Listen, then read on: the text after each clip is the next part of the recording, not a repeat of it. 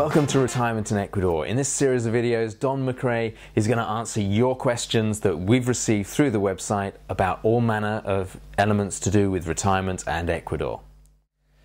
So Don, I know from questions we've got asked on the website that some people are worried they're going to miss their friends and family, they're not going to be able to see them as much as they'd like and things like that. Perhaps you could allay their fears on that front a little bit. Oh, absolutely.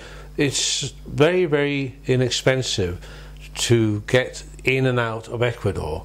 For flights from Miami are less than 4 hours.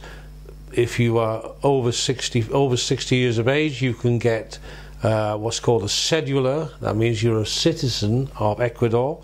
That gives you half-price airfares. That's another bonus. It's a very important bonus. Also, you get the same deal on the buses and the local travel in Ecuador. Getting in and out of the country is exceptionally easy. They are thorough, of course they're thorough, they have to be, but they're very friendly and they make it as friendly as they possibly can. And we've never ever had any problems at all. So if you or your family wants to come and see you, no problems. If you want to go and see your families, well, make use of if you're over 60 years of age, get your cedula and get the 50% off. I mean, half-price travel is critically important to people who are on a pension, and that's a lot of savings. I use it. Yeah, I bet. Yeah, oh, I mean, yeah. You've just come across to England, of course. So yeah. I guess were you able to save a substantial amount on this? To get over to England, if we had flown, this time we came by Miami because we had business in Miami.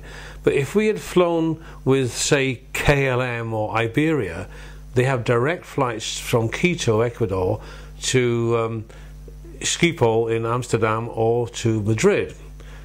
If the flight starts and terminates in Quito, we would have gotten the 50% discount. Wow. So we could have flown 9/10 of the journey home at half price. Wow. That's a major saving. Oh yeah, absolutely. So therefore the cost of actually getting to see your friends and family back in the States or Europe is obviously a lot cheaper than absolutely. One of the other things we talked about when we were talking about the cost of living, you said that even in the most conservative of estimates, you can save at least $1,000 a month on what it would cost to live in the States. Absolutely, yeah. And probably more. So that effectively means on the amount of money you save every month, you could travel home to the States every month. Every month, no problem. Yeah. Yeah. Now, obviously, if some families you don't necessarily want to go every month to see them, but you could, I suppose, use that cost saving to travel anywhere in the world. Sure. Obviously, we know people who go to the Bahamas, they go to the Caribbean, they might want to go to California, not their home. They live in the US but not California, but they want to go to California.